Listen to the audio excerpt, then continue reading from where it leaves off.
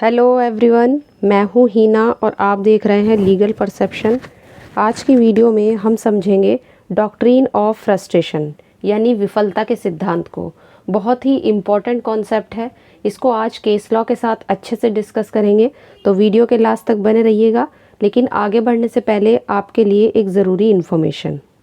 तो अगर आपको कॉन्ट्रैक्ट के नोट्स चाहिए तो आप स्क्रीन पर दिख रहे इस व्हाट्सअप नंबर पर मैसेज करके केवल 150 रुपीज़ में हिंदी लैंग्वेज में और सिंपल लैंग्वेज में कॉन्ट्रैक्ट के नोट्स ले सकते हैं। संविदा की विफलता का सिद्धांत यानी डॉक्ट्रिन ऑफ फ्रस्ट्रेशन। भारतीय संविदा अधिनियम में जिस तरीके से हमने गुप्तता के सिद्धांत को समझा था, उसी तरीके से आज हम विफलता के सिद्धांत को समझेंगे। जिसका मतलब ये है कि जब कोई कॉन्ट्रैक्ट या करार किया जाता है तो उस समय तो उसका पालन संभव होता है, पॉसिबल होता है, लेकिन बाद में कुछ ऐसी परिस्थितियां हो जाती हैं या कोई ऐसी घटना घटित हो जाए जिससे आप उस कॉन्ट्रैक्ट का पालन ही नहीं कर सकते, तो तब उसे कहेंगे कि संविदा जो है वो विफल हो गई है, यानी इसे कहेंगे डॉक्ट्रिन ऑफ फ्रस्ट्रेशन। तो सेक्शन 56 यानी कि धारा 56 भारतीय संविदा अधिनियम की हमें ये बताती है कि जब कोई करार किया जाता है यानी कि जब कोई एग्रीमेंट किया जाता है तब तो वो पॉसिबल होता है, वो संभव होता है, लेकिन बाद में कुछ घटनाओं के कारण उसका पालन करना असंभव हो जाता है। तो जिस समय कॉन्ट्रैक्ट किया उस समय उसका पालन हो सकता था, बट बाद में कुछ ऐसा घटित हो गया कि उसका पालन ही नहीं हो सकता। तब हम कहेंगे कि अब क्योंकि इसका पालन नहीं हो सकता तो हम कहेंगे कि अब जो हमारी जो करार है वो शून्य हो गया है। तो यहाँ पर इस संबंध में कि कोई संविदा जिस समय की गई थी उस समय उसका पालन हो सकता था, लेकिन बाद में कुछ ऐसा हो गया कि उसका पालन ही नहीं हो पाया, इसे ही हम विफलता के सिद्धांत के नाम से जानते हैं। इसको एक एग्जाम्पल से समझते हैं। मान लो ए और बी के बीच में शादी का कॉन्ट्रैक्ट हुआ। वो कहते हैं कि हम दोनों आपस में शादी करेंगे। अब शादी से पहले ही क्या होता है कि बी जो है वो पागल हो जाता है। तो यहाँ पर होता क्या है कि जिस समय कॉन्ट्रैक्ट या करार मान लो किया गया था, उन दोनों के बीच में जो भी समझौता हुआ था, उस समय कोई दिक्कत नहीं थी, सब कुछ ठीक था, सब चीज़ पॉसिबल थी। लेकिन बाद में कुछ ऐसे कारण हो गए कि अब क्योंकि बी पागल हो चुका है तो ए की बी से जो मैरिज है, जो शादी है, वो अब नहीं हो सकती, ये पॉसिबल नहीं है। तो इसीलिए यहाँ पर कहेंगे कि वो जो कॉन्ट्रैक्ट था वो विफल हो गया। तो इस तरीके से हम इसको समझ सकते हैं। और इसमें जो हम सबसे इम्पॉर्टेंट केस लॉज जो डिस्कस करेंगे, सबसे पहला और सबसे पुराना केस है पैराडाइम वर्सेस जैन।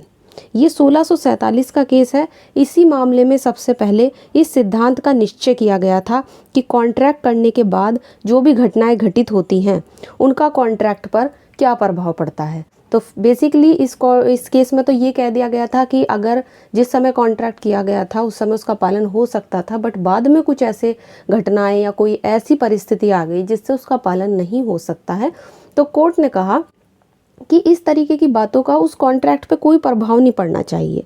अब यहाँ पर क्या होता है कि जो डिफेंडेंट था, जो प्रतिवादी था, उसने वादी से एक ज़मीन पट्टे पर ली थी। पट्टा मतलब लीज पर ली थी। जब हम किसी की प्रॉपर्टी को लॉन्ग टाइम पीरियड के लिए किराए पर लेते हैं, रेंट पर लेते हैं, तो उसको बोलते हैं पट्टा। तो उसने लीज पर ली थी। अब विदेशी शत्रुओं ने, यानी कि जो विदेशी शत्रु होते हैं, उन्होंने कुछ समय के लिए उस ज़मीन को अपने कब्जे में कर लिया था। डिफेंडेंट ने इस समय का किराया देने से मना कर दिया कि मैं तो अब किराया नहीं दूंगा क्योंकि वो किसी और के कब्जे में है, मेरे कब्जे में नहीं है। जब मामला कोर्ट पहुंच गया तो कोर्ट ने कहा कि जब एक पार्टी अपने कॉन्ट्रैक्ट के द्वारा कोई भी ड्यूटी अपने ऊपर लेती है, अपने कर्तव्य का आभार लेती है, तो उसका वो कर्तव्य पूरा ही होना चाहिए, मतलब उसको अपनी ड्यूटी पूरी करनी चाहिए। यहाँ पर जिससे उसने लीज लिया था, जिस प्रॉपर्टी का, उस व्यक्ति से उसने बोला कि जब तुमने मुझे कब्जा ही नहीं दिया उस प्रॉपर्टी के लीज के बाद, उसके पट्टे के बाद, तो मैं किस तरीके से मतलब अपने उस कॉन्ट्रैक्ट का पालन करूं। तो जब मामला कोर्ट पहुंचा तो कोर्ट ने यही कहा कि जिस पर ड्यूटी होती है कि वो अपनी ड्यूटी को, कॉन्ट्रैक्ट में जो भी उस पर दायित्व है, जो भी लाइबिलिटी है, वो उसको पूरा करे। अब भले ही कोर्ट ने ये भी कहा कि भले ही मान लो कोई दुर्घटना घट गई, कोई एक्सीडेंटली वो कॉन्ट्रैक्ट आपसे पूरा नहीं हो पाया, तो भले ही वो कॉन्ट्रैक्ट के लिए वो परिस्थितियां ऐसी हो गई हो कि आप उसको पूरा नहीं कर सकते, लेकिन फिर भी आपको अपनी ड्यूटी, तो जो भी आपके ऊपर कॉन्ट्रैक्ट से लाइबिलिटी डाली गई है, आप वो तो पूरा ही करो।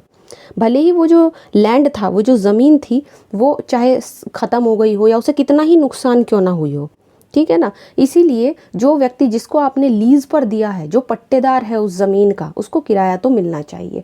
तो यहाँ पर कोर्ट ने यही बात बोली। तो और इस केस में कोर्ट ने कहा कि इन चीज़ों का फ़र्क नहीं पड़ना चाहिए एक तरीके से कॉन्ट्रैक्ट पर। जिस समय कॉन्ट्रैक्ट किया था उस समय उसका पालन हो सकता था, बट बाद में भले ही ऐसी सिचुएशन आ गई कि उसका पालन नहीं हो सकता, लेकिन इन सब चीज़ों का कॉन्ट्रैक्ट पे प्रभाव नहीं पड़ना चाहिए। लेकिन टेलर वर्सेस कोल्डवेल का जब केस आया 1863 में, तो इस मामले में जो कोर्ट थी उन्होंने कहा यहाँ पर कि नहीं, अगर पहले कोई ऐसा प्रभाव पड़ता है तो फिर बाद में उस कॉन्ट्रैक्ट को विफल होना ही सही है। किस तरीके से, देखो इस मामले में होता क्या है कि जो डिफेंडेंट था उसने वादी को अपना संगीत घर, संगीत समारोह के लिए दिया था, मतलब जो फंक्शन वगैरह होते हैं उसके लिए किराए पर दिया था, कुछ दिनों के लिए किराए पर दे रखा था। लेकिन क्या होता है कि अभी सेरेमनी या जो भी आपका संगीत वगैरह शुरू भी नहीं हुआ था, और उससे पहले ही पूरे के पूरे जो संगीत घर था उसमें जलकर पूरा का पूरा वो ख़राब हो चुका था, नष्ट हो चुका था, क्योंकि उसमें आग लग गई थी। हॉल पूरा का पूरा समाप्त हो गया, ख़त्म हो गया।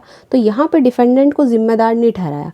कोर्ट ने कहा यहाँ पे डिफेंडेंट और जो प्रतिवादी था जिसने अपना संगीत घर किराए पे दिया था वो जिम्मेदार नहीं है, क्योंकि जिस समय उसने किराए पर देने दिया था उस समय तो बिल्कुल कॉन्ट्रैक्ट का पालन हो सकता था, कोई ऐसी बात नहीं थी। लेकिन बाद में आग लग जाने के कारण अब उस कॉन्ट्रैक्ट का पालन नहीं हो सकता, इसलिए संविदा विफल हो गई है और डिफेंडेंट यहाँ पे जिम्मेदार नहीं है। तो यहाँ पर कोर्ट ने ये बताया और इसमें विफलता के सिद्धांत को कोर्ट ने स्थापित किया।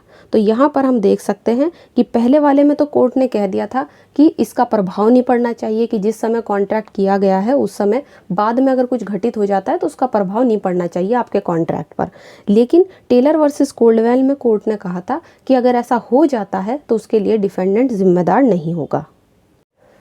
अब हम वो सारे ग्राउंड्स पढ़ेंगे, वो सारे आधार पढ़ेंगे जो संविदा की विफलता के लिए हो सकते हैं, मतलब जिनके आधार पर आपके कॉन्ट्रैक्ट को विफल माना जा सकता है। तो वो कौन कौन से आधार हैं एक एक करके डिस्कस करेंगे। इसके बाद जो भी इम्पोर्टेंट केस लॉज हैं इन ग्राउंड से रिलेटेड वो भी डिस्कस करेंगे। तो सबसे पहले आता है पॉइंट आपका संविदा की विषय वस्तु का नाश, यानी कि कोई भी ऐसी चीज़ जिसके लिए आपने कॉन्ट्रैक्ट किया, अगर वो चीज़ ही खराब हो जाए या जिसके आधार पर आपने कॉन्ट्रैक्ट किया था वो चीज़ नष्ट हो जाए, समाप्त हो जाए, तो फिर आप क्या करोगे। जब वो चीज़ ही ख़त्म हो गई जिसके लिए कॉन्ट्रैक्ट किया था या जिसके लिए आपने दूसरे के साथ समझौता किया था, तो फिर कॉन्ट्रैक्ट तो विफल ही हो जाएगा ना। कैसे, अब हम इसको समझेंगे एक एक केस लॉ से। एक एक केस लॉ बाद में डिस्कस करेंगे, पहले समझ लेते हैं। नेक्स्ट है विशेष घटना का घटित होना। कोई ऐसी घटना घटित हो जाती है जिससे अब आप अपने कॉन्ट्रैक्ट का पालन नहीं कर सकते, तो ये भी आपकी संविदा की विफलता का एक आधार हो सकता है। कोई कॉन्ट्रैक्ट आपने जिस समय किया उस समय उसका पालन हो सकता था, लेकिन बाद में कोई ऐसी घटना घटित हो गई कि आप उसका पालन ही नहीं कर पाए, तो फिर वहाँ भी संविदा की विफलता का सिद्धांत लागू होगा और उसके लिए डिफेंडेंट को जिम्मेदार नहीं ठहराया जाएगा। इसके बाद आता है परिस्थिति में परिवर्तन। कुछ ऐसी स्थिति आ गई कि आप मतलब सिचुएशन में ऐसा कुछ चेंज हो गया कि आप जो है कॉन्ट्रैक्ट का पालन ही नहीं कर सकते। तो अगर कोई सिचुएशन में चेंज आ जाता है तो उस कारण भी हम क्या करेंगे, कॉन्ट्रैक्ट की विफलता का सिद्धांत जो है वो लागू करेंगे। इसके बाद लॉ में कोई चेंज हो जाए, है ना, लॉ में कोई भी चेंज हो जाए। आपने किसी के साथ ऐसा कॉन्ट्रैक्ट किया जिसमें लॉ में पहले कुछ और प्रोविज़न था बट कानून बनाकर कुछ और प्रोविज़न बना दिया गया, तो अगर लॉ में चेंज हो जाए और इस कारण आप अपने कॉन्ट्रैक्ट का पालन नहीं कर सकते तो भी संविदा की विफलता का सिद्धांत ही लागू होगा। पक्षकारों की अयोग्यता या मृत्यु, जो पार्टीज थी कॉन्ट्रैक्ट की वो अब कैपेबल नहीं रही हैं या कम्पिटेंट नहीं रही हैं कि वो अपने कॉन्ट्रैक्ट का पालन कर सके, या दोनों में से किसी एक पार्टी की डेथ हो जाए तो भी आधार हो सकता है विफलता के सिद्धांत का। तो पार्टीज अगर अयोग्य हो जाती हैं, अपने कॉन्ट्रैक्ट का पालन ना कर पाएँ या उनकी डेथ हो जाती है उनमें से किसी की, तो भी विफलता का सिद्धांत का एक आधार ये हो सकता है। इसी तरीके से युद्ध या हस्तक्षेप, मतलब देश में वॉर छिड़ गई, आपने किसी चीज़ के लिए किसी के साथ कॉन्ट्रैक्ट किया और वो कॉन्ट्रैक्ट पूरा होने का टाइम अभी आया भी नहीं कि बीच में ही देश में वॉर हो गया या बाहरी हमला या कुछ ऐसी चीज़ हो गई, तो वो भी आपके कॉन्ट्रैक्ट की विफलता का यानी फ्रस्ट्रेशन का एक तरीके से आधार हो सकता है और यहाँ पर भी संविदा को विफल माना जाएगा। अब ये जो जितने भी हमने ग्राउंड्स पढ़े हैं हम इन पर एक एक केस लॉज डिस्कस करेंगे। बहुत ही इंपॉर्टेंट केस लॉज हैं और ये सारे पॉइंट आपको केस लॉज से और ज़्यादा क्लियर हो जाएंगे। सबसे पहला केस हम डिस्कस करेंगे टेलर वर्सेस कोल्डवेल, जो हम पहले ही ऑलरेडी डिस्कस कर चुके हैं, जिसमें संगीत घर की बात हुई थी। ये केस आपका डील करता है कि जब कॉन्ट्रैक्ट की विषय वस्तु ही नाश हो जाती है, यानी जिस चीज़ के लिए आपने कॉन्ट्रैक्ट किया था वो चीज़ ख़त्म हो जाती है। तो यहाँ पर जैसे कि मैंने आपको फैक्ट बताए थे कि संगीत समारोह के लिए, है ना, एक सेरेमनी के लिए एक संगीत घर किराए पर लिया गया था। अब जिस समय किराए पर लिया गया था उस समय उसका पालन हो सकता था जो कॉन्ट्रैक्ट किया गया था, बट बाद में कुछ ऐसा हो जाता है कि उसका पालन ही नहीं हो पाता, क्योंकि संगीत घर में पूरे के पूरे में हॉल में आग लग जाती है और आग लगने से वो पूरा का पूरा हॉल जो है वो ख़राब हो जाता है, नष्ट हो जाता है।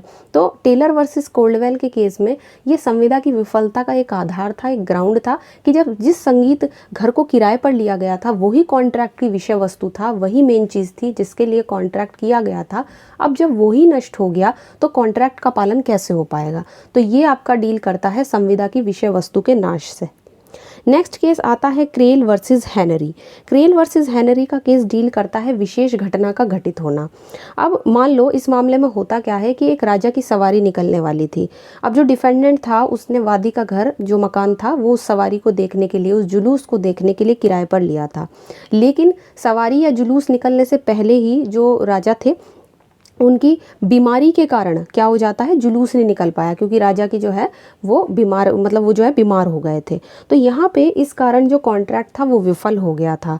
कोर्ट ने कहा कि जो प्लेंटिफ था, जो वादी था जिसने प्रतिवादी के मकान को किराए पर लिया था, वो प्रतिवादी को किराया देने के लिए अब मजबूर या बाध्य नहीं है, क्योंकि घटना का घटित होना ही संविदा का मूल आधार था। उन दोनों के बीच में जो कॉन्ट्रैक्ट हुआ था वो इसी बात को लेकर हुआ था कि राजा के जुलूस को वो देखेगा उसके घर से। लेकिन अब क्योंकि राजा बीमार हो चुका है, विशेष घटना घटित हो चुकी है, तो इसलिए संविदा जो है वो विफल हो चुकी है। नेक्स्ट है पुरुषोत्तम वर्सेस बटाला म्यूनिसिपल कमेटी 1949। ये केस डील करता है परिस्थिति में परिवर्तन से, जो हमने तीसरा ग्राउंड पढ़ा था संविदा की विफलता का। इस मामले में होता क्या है कि कुछ तांगे वाले थे, है ना, तांगे वाले थे, उन्होंने तांगा स्टैंड का यूज़ ही नहीं किया, क्योंकि जहाँ पर उनको सवारी वगैरह मिलती थी वो बस स्टैंड की वजह से मिलती थी और बस स्टैंड वहाँ से हटाकर कहीं और पर बना दिया गया था।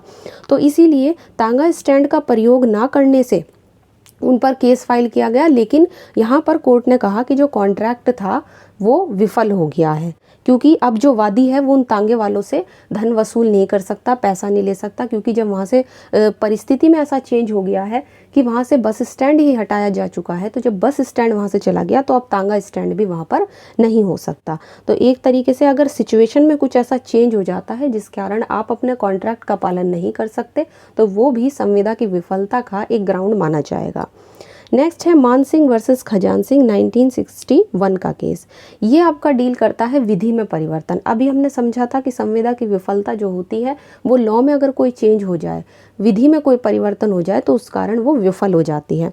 तो इस केस में होता क्या है कि एक जंगल में पेड़ की बिक्री के लिए कॉन्ट्रैक्ट होता है, मतलब दो लोग हैं आपस में कॉन्ट्रैक्ट करते हैं कि जंगल में जितने भी पेड़ हैं वो सब आप मुझे बेच देना, मैं आपसे खरीद लूँगा। कॉन्ट्रैक्ट का पालन होने से पहले ही सरकार क्या कर देती है, इस केस में पेड़ों को काटने पर रोक लगा देती है, एक एक्ट पास कर देती है कि अब पेड़ों की कटाई यहाँ पर इस एरिया में बंद है। तो अगर इस तरीके से सरकार ने रोक लगा दी एक एक्ट पास करके, पहले किसी एक्ट से ये ऐसा कोई एक्ट नहीं था कि पेड़ की कटाई पर रोक लगाई गई है, लेकिन एक्ट बना के सरकार ने कानून बनाकर इस चीज़ पर रोक लगा दी, तो एक तरीके से लॉ में चेंज हो गया। अब लॉ में चेंज हो गया तो कोर्ट ने कहा कि ये जो कॉन्ट्रैक्ट है ये विफल हो गया, जो पेड़ की कटाई के लिए कॉन्ट्रैक्ट किया गया था, तो इसीलिए अब यहाँ पे संविदा जो है वो विफल हो चुकी है। इसलिए जो पक्षकार हैं, जो पार्टी हैं, वो कॉन्ट्रैक्ट से मुक्त हो गए हैं। नेक्स्ट आता है रॉबिन्सन वर्सेस डेविसन। ये है पक्षकार की अयोग्यता और मृत्यु से संबंधित। जब पार्टीज किसी कारण अयोग्य हो जाती हैं अपने कॉन्ट्रैक्ट का पालन करने के लिए, या उनमें से किसी एक की डेथ हो जाती है, तो भी हम मानेंगे कि कॉन्ट्रैक्ट जो है वो विफल हो गया है। किस तरीके से? अब इस केस में होता क्या है, इसके भी फैक्ट समझ लेते हैं। इस मामले में जो डिफेंडेंट था वो एक पियानो बजाता था, मतलब पियानिस्ट था, वो पियानो बजाया करता था, और जिसने वादी से एक संगीत समारोह में, मतलब जो प्लेंटिफ था उसके यहाँ पर उसने पियानो बजाने के लिए एक सेरेमनी में और कहा था कि मैं पियानो बजाऊंगा आपके उसमें। तो समारोह के दिन ही अचानक से उसकी तबीयत खराब हो जाती है, वो नहीं जा पाता पियानो बजाने के लिए। तो कोर्ट ने कहा कि ये जो पार्टी थी उनमें से एक जो पार्टी है वो अपने कॉन्ट्रैक्ट का पालन करने से अयोग्य हो गई है और इसीलिए दोनों पार्टीज अब संविदा से मुक्त हो गई हैं। और अब क्योंकि जो व्यक्ति था जिसने पियानो बजाने के लिए कॉन्ट्रैक्ट किया था उसकी तबीयत अच्छी नहीं है, वो बीमार हो गया है, तो इस कारण यहाँ पर वो कंपनसेशन देने के लिए जिम्मेदार नहीं है। इसी तरीके से त्रिलोक दास वर्सेस R.N. दामोदर, ये 1971 का केस है। ये आपका डील करता है अगर कोई वॉर हो जाए, युद्ध हो जाए या कोई बाहरी हस्तक्षेप या हमला हो जाए। इसमें बताया गया है, कोर्ट ने ये कहा था कि जैसे ही देश में वॉर शुरू हो जाती है तो वॉर शुरू होते ही कॉन्ट्रैक्ट भी विफल हो जाते हैं। अब हम दो लोग हैं आपस में कॉन्ट्रैक्ट कर रहे हैं या आपने किसी बाहरी व्यक्ति के साथ कोई कॉन्ट्रैक्ट कर लिया और वॉर हो गई, तो उस कारण अब आप पालन कैसे करोगे? अगर वॉर के टाइम पे आप किसी से कॉन्ट्रैक्ट का पालन करोगे तो ऐसा हो जाएगा जैसे आपने शत्रु को सहायता दे दी हो। ऐसा कोर्ट ने कहा कि आपने अपने दुश्मन को सहायता दी हो और जो बिल्कुल लीगल नहीं है, इल्लीगल माना जाएगा। तो यहाँ पर ये सारे जो केस लॉज हैं ये आपके डील करते हैं संविदा की विफलता के ग्राउंड से, कि कौन कौन से आधार हैं जो एक संविदा को विफल कर सकते हैं या किन आधारों पर एक संविदा को विफल माना जाएगा। सारे ही इंपॉर्टेंट केस लॉज हैं जितने भी हमने यहाँ पर डिस्कस किए हैं। तो आई होप आज की वीडियो आपको अच्छी लगी होगी। वीडियो अगर अच्छी लगी है तो इसको लाइक कर दीजिए, ज़्यादा से ज़्यादा शेयर कीजिए और अगर चैनल पे नए हैं तो इसको सब्सक्राइब कर लीजिए। इसके अलावा आप चाहें तो हमें टेलीग्राम पे ज्वाइन कर सकते हैं जहां पर आपको ढेर सारे नोट्स और PDF मिल जाएंगे। तो आज की वीडियो में इतना ही, मिलते हैं नेक्स्ट वीडियो में।